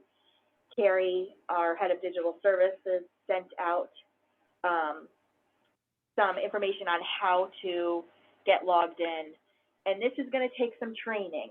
So I promise you, it's not complicated. Every member of our staff has been able to do it, and we just jumped right in remotely as well. So I promise we'll work with you on this, but it will be great because all of your documents will be in one place, and you'll be able to see historical documents and new documents. It's going to be a wonderful tool for us. Okay. One other quick thing.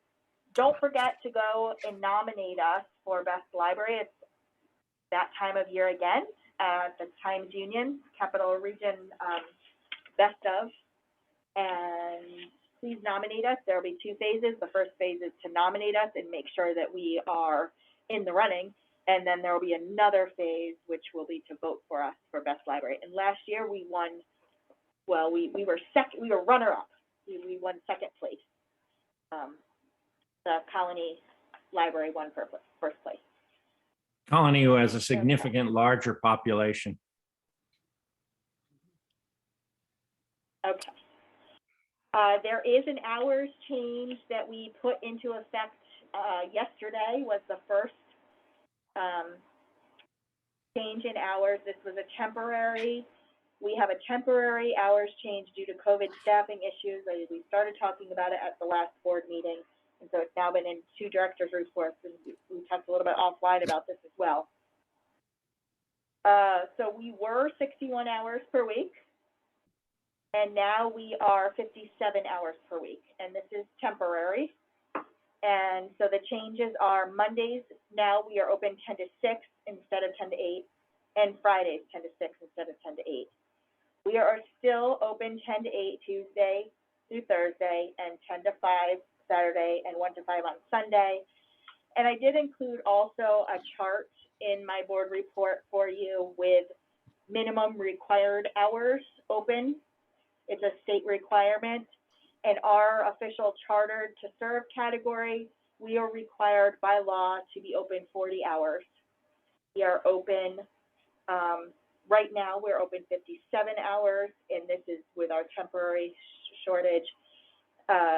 However, if you include SCODAC population, which I think is important for everything that we do, then our minimum required hours are 55. So that's just to give you an idea that we are still within the range, even though we're not legally required to be open that many hours, it's still important that we stay within that target. Jill, what Yeah. defines open? I mean, we were open during the pandemic, but people couldn't come into the library. So how does that work? Right now, what defines open is your doors are open to people. Okay. During the pandemic, that was waived. So that's in my director's report now, that they have, that temporary deviation is no longer allowed. Okay. Division of Library Development, they temporarily allowed us to deviate from minimum requirements. And we are one of the libraries that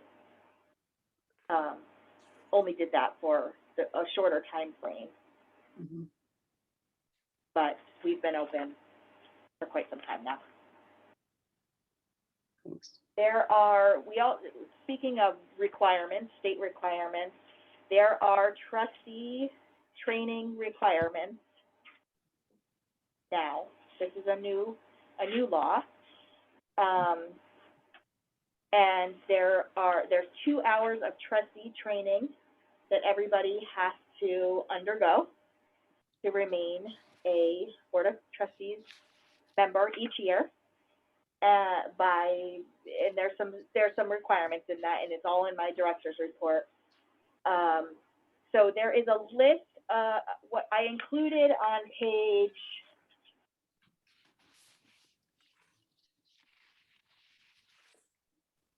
if you move to page 36, trustee training requirements, and then page 37, there are links in there for online trainings that you can attend. They're coming up, trustee handbook trainings.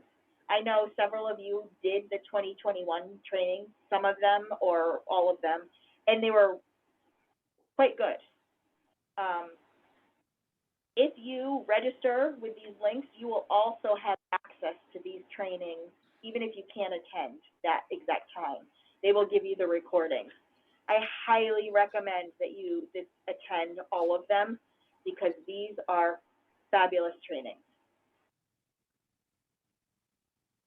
So And your so things report, like your report says 2023, the 2-hour requirement. So that's that different. is the requirement. Yeah. That's So that's when it goes into effect, is 2023.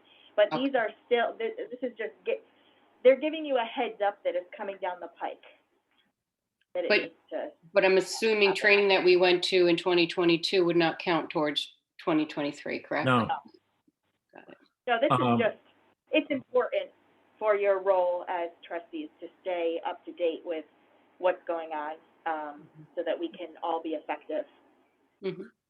Amanda, did you do the Upper Hudson training?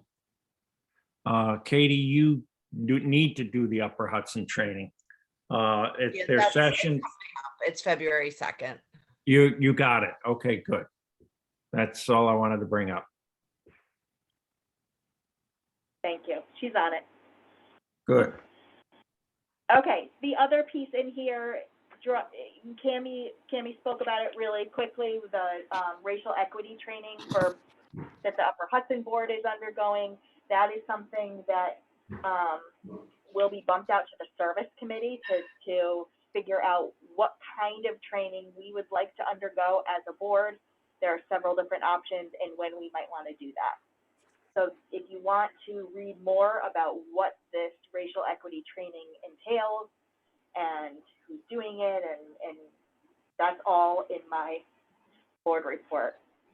Let me make sure I'm not missing anything here. Okay, lastly, there were several facilities issues last month that I discussed. Before you get off, Jill, before you get off the training, the racial equity training, the services committee is going to look into that, and we have to decide as a group what we want to do. And that's in the services committee's purview to check that out and report back. I think by February, we pretty much should decide so that we can start scheduling it. And Jill, do you know these sessions? They do say there are in-person sessions. Upper Hudson is paying for those? Yes.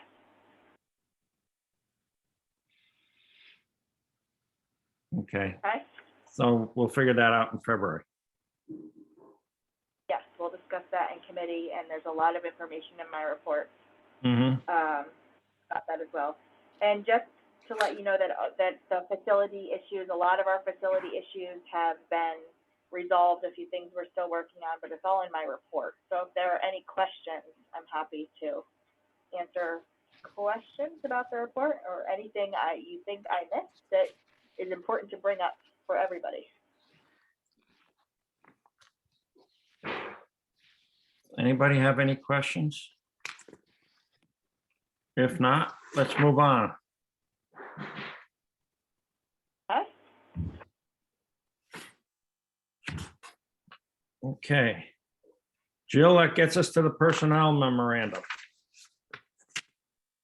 Okay, if you would just give me a moment, I want to make my screen live again, if that's okay. Yeah.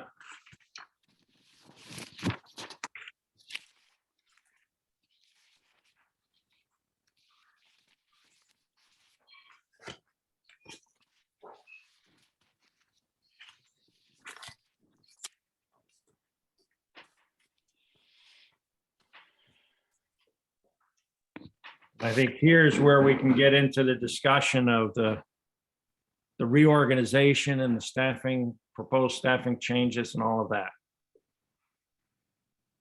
Okay. Can you see my screen yet?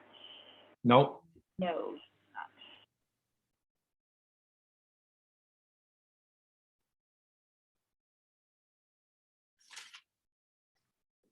Yep.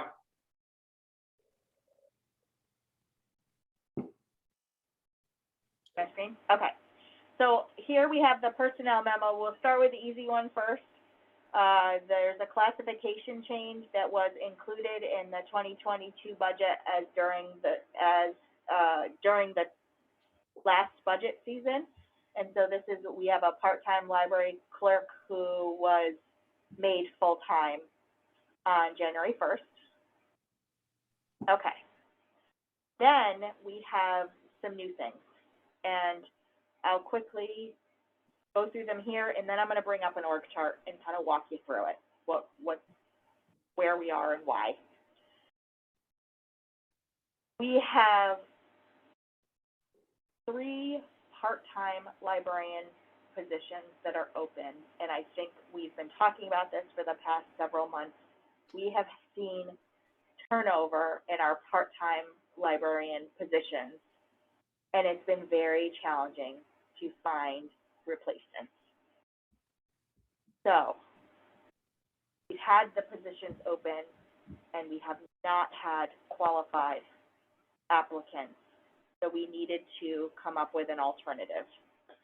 There's a lot of reasons for that, why people are not applying for these jobs, but it has to do with exactly what's happening all over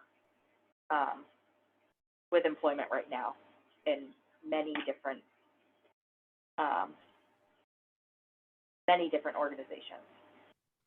So we got creative, and what we would like to do is turn 3 of these part-time librarian positions into a full-time library assistant and a part-time library assistant position. This would be all within the same budget that we have by deleting those positions, cover these new positions, including their benefits. Okay, so there would be no change on our 2022 budget, but it is an operational org chart change. There are still 2 other positions that are open and unfilled that will remain on the org chart at this time because we didn't need to allocate those positions, but we're not actually seeking to refill them yet. That's a senior library clerk part-time and a library clerk part-time. Okay. Now I'm going to share my screen, a different screen, so sorry this is so complicated with sharing screens. A minute. Back to my screen share.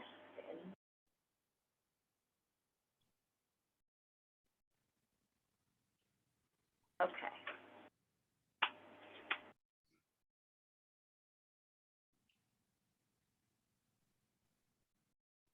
Okay. So here is our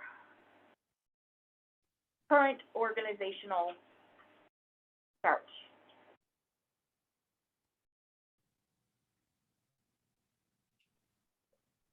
Not right now. You just take it. Here's our current organizational chart. You'll see we have the board, the director, and then we have 1, 2, 3, 4, 5, 6, 7, 8 department heads. Most are librarian 2s. We have a head of digital services, librarian 2, that's full-time. Head of adult services, full-time, librarian 2. Head of youth services, librarian 2. And head of technical services, librarian 2.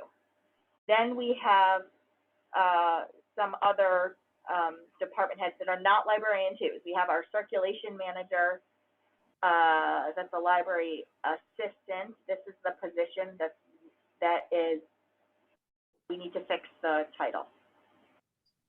Then we have our head of facilities and resource management. That's a principal library clerk. We have, that's full-time, our business and operations manager full-time, and our community relations coordinator / assistant to the director full-time. Underneath these categories, you have some clerks. Under technical services, there's a team, there's a full-time senior library clerk and a part-time clerk. We also have under facilities a full-time building maintenance mechanic and 2 building maintenance part-time building maintenance workers. Youth services, 2 full-time librarian 1s, and we have 3, there's 4 part-time librarian 1 positions, but right now there's 1 that's filled. In adult services, we have 2 full-time librarian 1s and 2 part-time librarian 1s.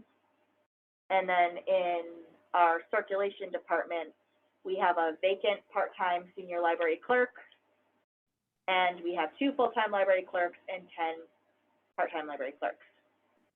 And the other piece that we don't have on this org chart is we have a few substitute librarians and clerks, but they're not in this org chart. So as we were looking to figure out what are we going to do in terms of filling positions, we've got these in red. So the critical areas right now that we need to fill ASAP, the part-time librarian positions. That's 50 hours of part-time librarians that are empty right now. What are we going to do? We said, okay, if we can't replace them as is in our current org chart, let's try to solve some issues. Let's look at where we are and how, and in what direction are we headed. And this is where we had talked about a preferred future, and we've made some of these changes already internally. We have, one of the issues that we identified was there are too many people reporting directly to me doing very different things. And so we have created teams and moved 2 positions, and they've already started doing this. We have moved our community relations coordinator to work on a team with our digital services PR team here. We are in the middle of transitioning our, we have one staff member whose official title is Head of Facilities and Resource Management. But what they really have been doing is they are supervising our maintenance staff as well as working in, they have been assisting in the technical services department with processing and doing different things, and also working on, they do the deposits, and they're kind of like a jack of all trades. And so we are shifting this entire team, facilities, all under business and operations. And so right now that person is already will be transitioning to her new role in March, but we've started the training for some of our circulation staff to be working in technical services now. And so what we're trying to do is we're trying to cross-train staff to be more flexible, more nimble, and right now we found that we have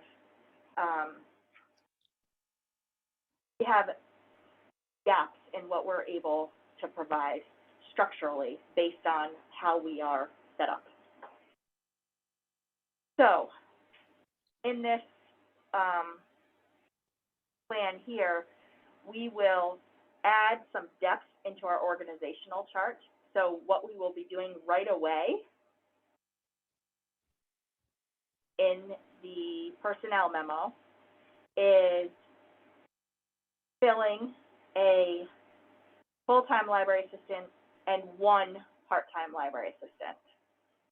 That's included in the personnel memo because that's within our current year budget. And this will allow us to still do a lot of the programming and different things that we have been doing with our librarians, but we're also going, with the other org changes, we're going to try to have some more efficiencies with where we are. Stop sharing my screen here. We'll be having, we will be creating more efficiencies within our departments because we have, right now there's a lot of work is concentrated in certain departments. So there's steps that are happening. And so we need to have flexibility in cross-training people in multiple departments. Jill, I think one point would be that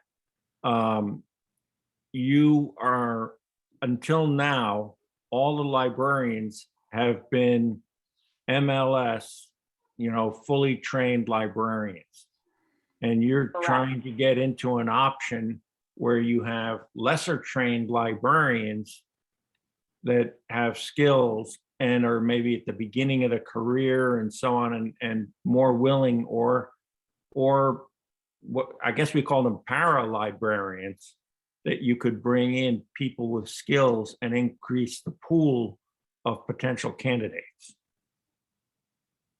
Yes, because we can bring in new people and we can cross-train people that we have. We have a lot of, so the new hires will do that. They will bring in people, possibly people, internal people will apply, but it will also open up the candidate pool to a greater pool. There may be some teachers who decide they don't want to be a teacher right now, or somebody, or parents in the community, or other people who are working in other industries who don't have their master's in library science, but they certainly can work on programming with our library staff. And our librarians can continue to do some of the programming, but also work on the collections and all of the things that they are trained with their master's in library science to do. So in a lot of libraries, they have library assistants. We just don't have library assistants. We haven't had that mid operations chart. We haven't had that right in our org chart. We also are looking to, with some of these changes, grow our sense of community and our sense of teamwork, working together, really having opportunities for some of our other staff who are seeing their jobs. So there's some capacity in certain departments. Got our circulation staff right now that are ready and willing to work. And they have been the most impacted by fewer people through the door. Our staff with their master's in library science, their work has actually become more complex. It's not tied to how many people are through the door with everything that's happened with COVID. So what we're going to do is start working collaboratively together and giving people the option to grow their skill sets, and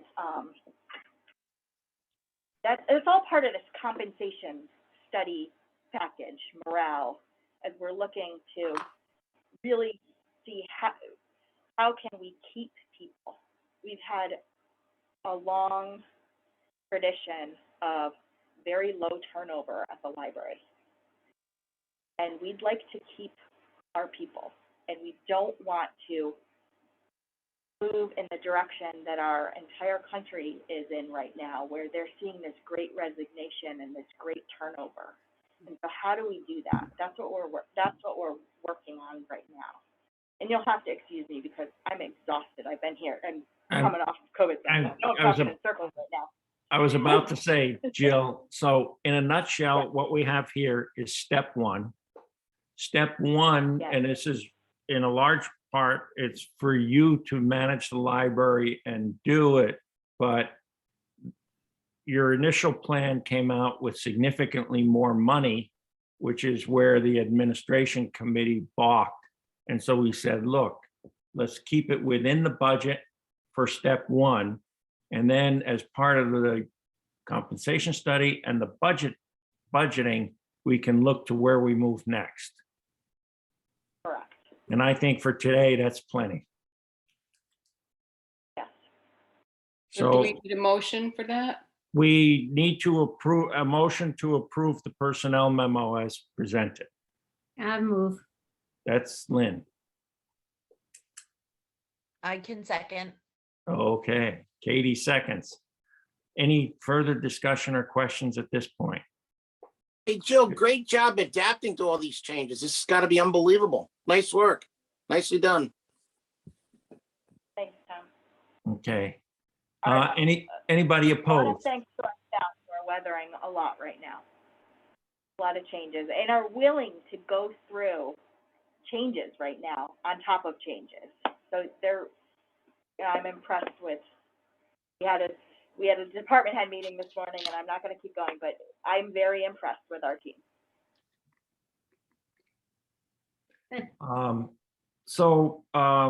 I never got to the vote point. Is anybody Sorry. opposed? Not hearing anybody. Okay, motion carries. Okay. Let's keep going. Jill, old business?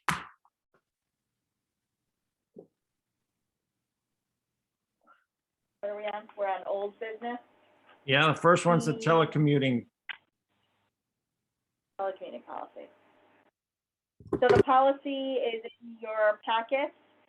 This, can you see my screen right now, the telecommuting policy? Yeah, Okay, so you saw this last month, and then it went out to full staff and to the board to be able to sit and make comments if they wish. And some very minor changes were made to this, and so now it's presented to you. There's the policy and the procedures. okay. So, We've all seen this a few times. draft 5. What's that? This is draft 5. Yeah. So, we can vote on this. Does anybody have anything they want to say about it? If not, do we have a motion to approve it?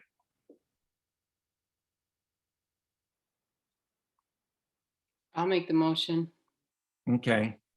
If we don't want to approve it, we don't have to. We can put it off to next month. We're missing, oh, we're only missing one, right? I think it's been around for a while. Yep.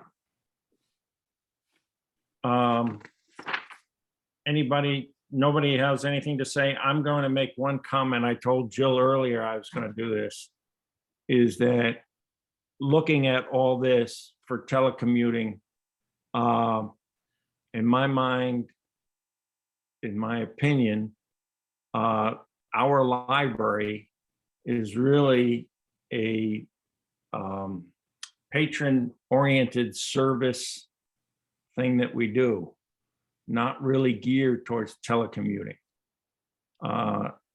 Overall, I could see where we have people who might want to telecommute, and if given the chance, they would. You know, I'm not identifying any individual person. I don't know of anybody, but just generically. But I see all of our staff, if people telecommute, that could restrict what we could do with our staff. If there's an emergency and a librarian is telecommuting, they can't be there, say, to man a desk, if that were necessary, and could restrict what we could do for our patrons that are in the library. So overall, I'm not much really too keen on the whole concept. I can see it as absolutely, and there are times when you want to do it and you want to be able to do it. And I'd like to see that this policy is really geared towards that. Jill assured me there was enough in here that in all likelihood, that's the way that it would be run.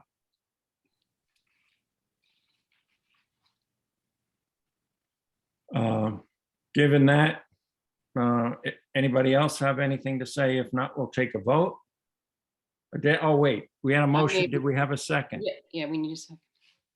I'll second. Okay, Katie. All in favor? Or let's say anybody opposed? Hearing silence, motion carries. So this one is done finally.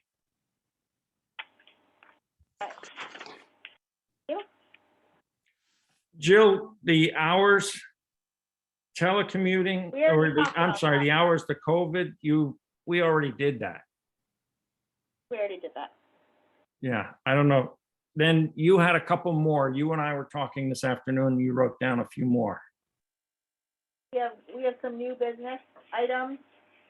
Let me stop sharing my screen here. Can I ask if Okay.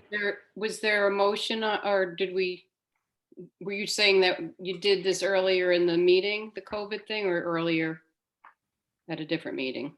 No, earlier in the meeting, we discussed that the hour change. Okay, so you don't need motion for that, right? I don't know that we need a motion. It's a minor hour temporary change. And I think last month we discussed things like that pretty much to some extent are up to Jill. The admin committee did discuss it. I think, and we basically supported it at that point. Mhm.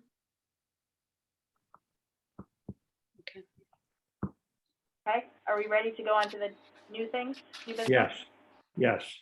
Okay, so two things. First, we received our contract today from the town of Skodak for the full amount.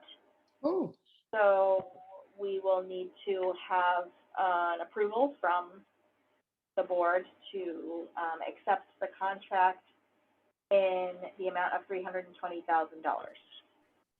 I'll make that motion. Okay, Lynn made the motion. Second. I'll second. Okay, Katie seconds. I hope you approve it because I already signed it. I approve. Okay. and it's We got the motion, we 320 got the even? second. Is it Anybody opposed? What's that? 320 even? 320 320,000? even, yes. Exactly what was in the budget. Okay, so that's a motion too. And it's up what, about 9,000 from last year? I've got my budget right here. Last was 311 something. Yeah, public funds, Kodak, up 3%. Well, it's the same percent as ours, so up Yeah. 2.79%, but up almost $9,000. Great. Yay. Okay, that's done. Next one, Jill. This is Okay, a we formality. This is a formality. And so every year we have, well, actually, this is our second or third year with BPI, but it's our HVAC contractor. So there's a contract for $1,860 for the year. It's paid semi-annually for Yeah. HVAC This is their basic contract. We, preventative. it basically is for their inspections, them to do a couple things, normal routine things, but anything special comes as an extra cost. So the amount is $1,860, and the agreement will commence on February 1. And it's the same as last year. It's no It's the change. same amount as last year, no change. Mhm. But we will need an official motion from the board Yeah. because this is Happy to make. over the. Jill told me $1,000. anything over 1,000, the board really needs to approve. We can't, even if it's a continuing thing like this. I'll make a So- motion. Lynn made the motion To what? To approve it or to accept it? How, what? to approve it Prove it. or authorize me to sign it. I'll second. Okay. Any discussion? If not. Can you tell me mo- the name of the HVAC company again? Yes, it's BPI Mechanical Service. Thank you. That would help. I'm glad you're keeping us honest here. Let's hope that's how it comes out in the minutes.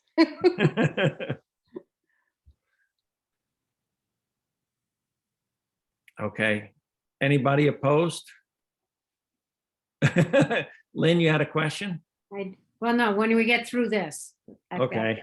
the third thing. Nobody's opposed, so that carries. Did we not have Jill, are you done? Or did you have another I'm one? done. Did we not plan this month to approve increasing the depreciation threshold to 5,000? And Jill's report, we, in my mind, that we were going to do, but Jill put in her report that the admin committee would finalize that, review it, and come up with it, I believe, in the February meeting. Oh, okay. The same thing, there was one other thing that I thought we were going to do that they put in the report and sent it to committee for February discussion and February meeting. All right. Excuse me. Well, that's in the minutes from the January meeting that we discussed it at the January meeting as well, that we would, Mhm.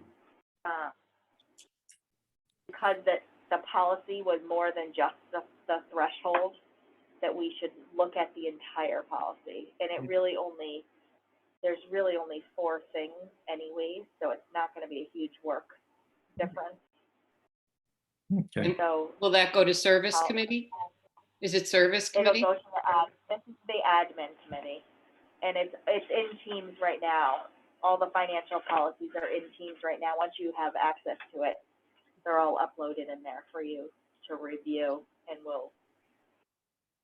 we will discuss at the February meeting. Don't worry, it seems like the admin committee is doing all kinds of work, but the service committee has several things coming up, like reviewing our meeting room policy and our laptop and hotspot policies that were temporary during COVID. Those are coming up for the service committee now that you have finished your telecommuting policy. So you have plenty of work.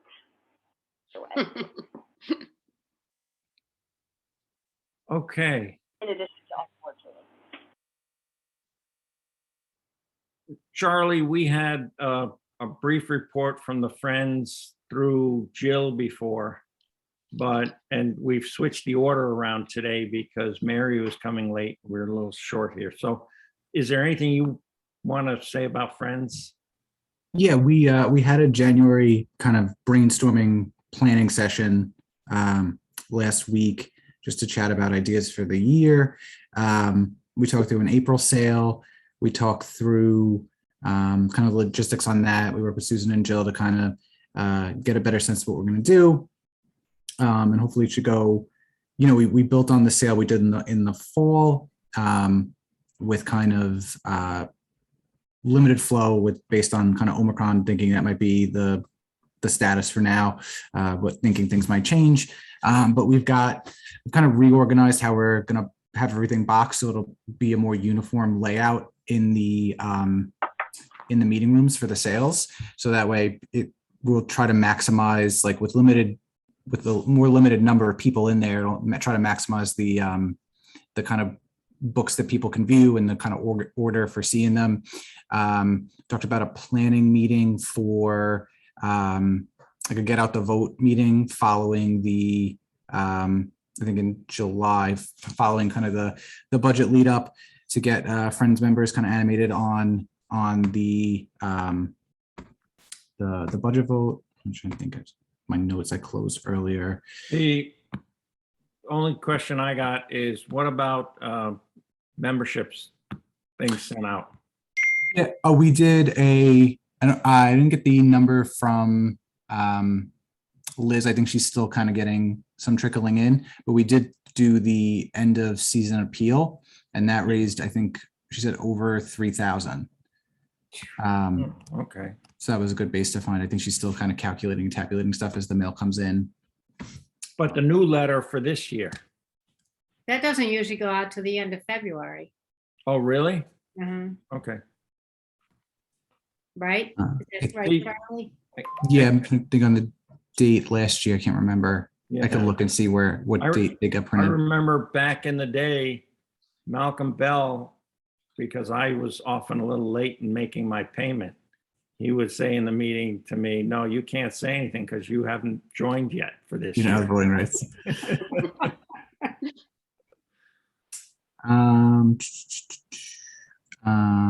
Planning on the farmer's market again, as that kind of gets firmed up later in the year. We're thinking of doing a kind of Patreon for subscribers, so a way to have a renewing gift. And we were thinking of ways to kind of use some of the surplus of books sometimes we have. So maybe a kind of a subscription service, election day sales in September and November. And those were some of the kind of the big topics we talked about. But yeah, looking for another exciting year of events and ideas, hopefully, as things get even better.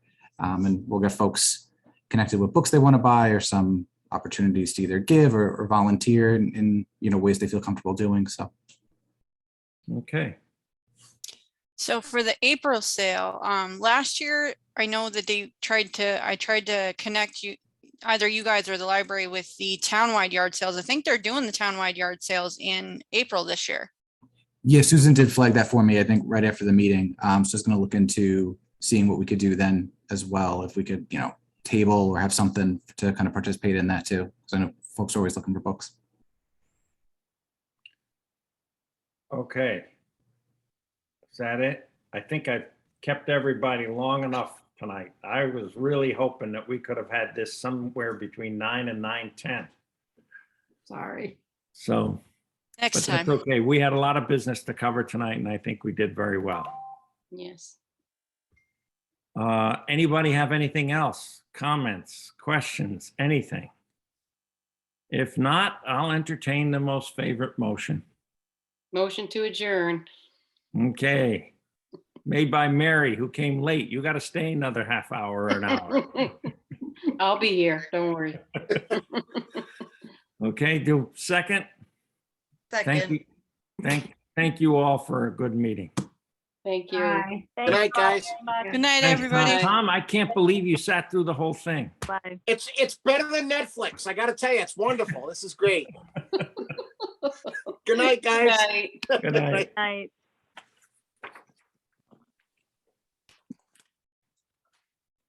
All right, Jill.